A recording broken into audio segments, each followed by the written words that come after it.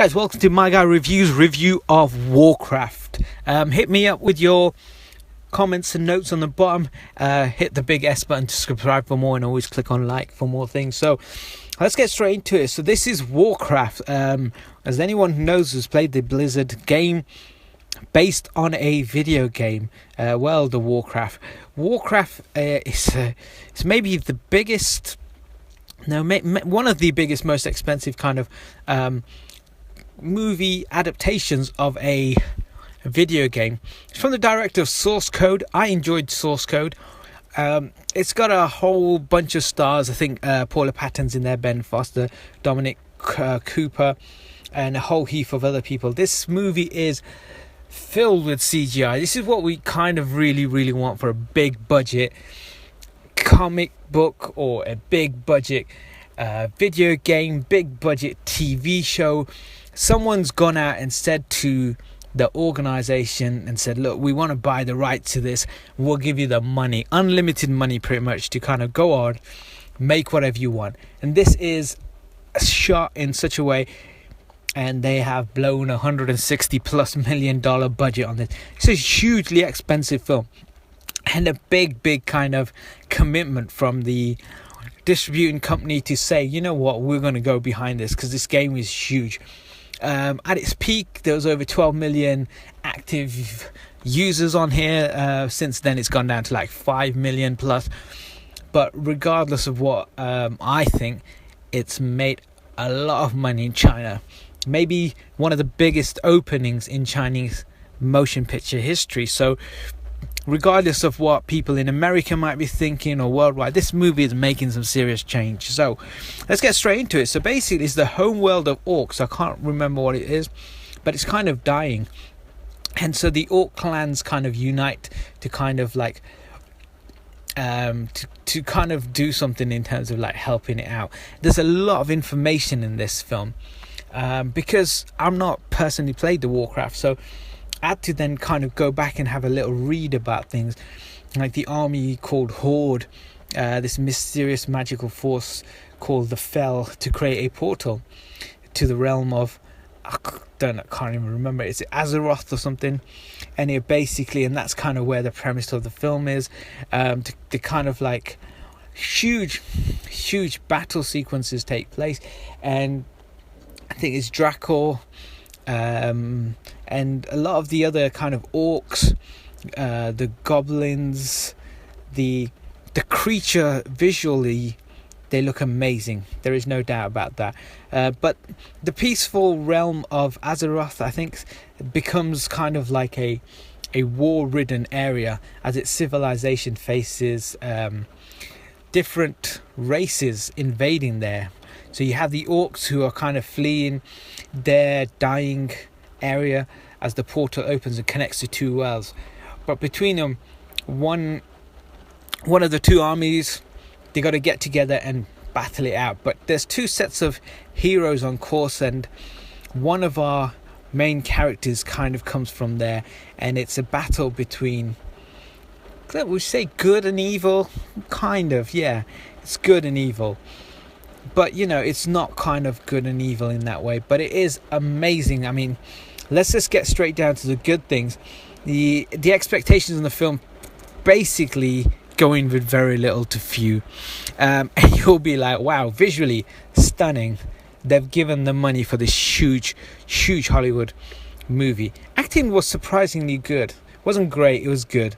And the action is incredible.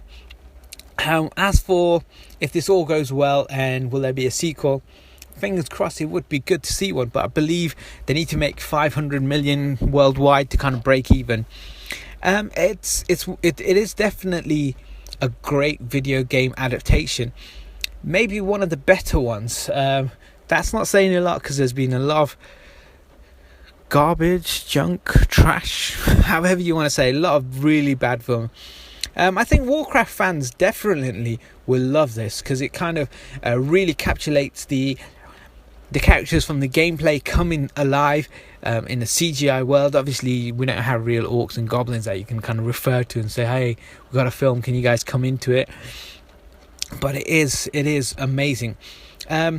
So basically, it's been around for quite a while, and World of Warcraft, and to convert that into a movie, maybe maybe a few years back would have done better, but who knows? Now's the time they've done it, and the movie kind of cuts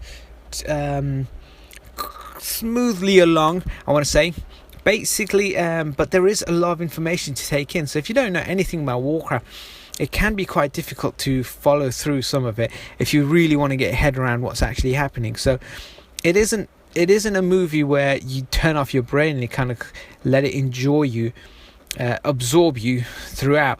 You do have to kind of pay attention, because a lot of information is coming to you about these various worlds. Why are the orcs coming across to another planet? What's going on? How did they open the portal? All that kind of stuff happens in there, and you're trying to work out why. But you have to kind of stick with it. But Legendary Pictures have really kind of like pushed the boat out and given the guys a huge chunk of money and said, you know what, go crazy. And that's what they've done. They've gone crazy. They've spent a ton of money, and they've got themselves a huge film in terms of costing. Obviously not in terms of how well it's done, because I believe in the States it's not that done that well, but who cares if you got huge numbers coming in from China and overseas. So the movie itself is really good. I mean, it looks amazing, and it kind of you almost get the feeling that at the start of the year, when we looked at some of the movies and you're looking at the films that have the best chance of kind of like not doing well, this was that film. This was the movie that was going to fail, but we knew at some point that maybe, just maybe, as the rollout happened for the film worldwide first, all of a sudden we think, oh, this film's actually going to make some serious dough. And it genuinely has made a lot of dough.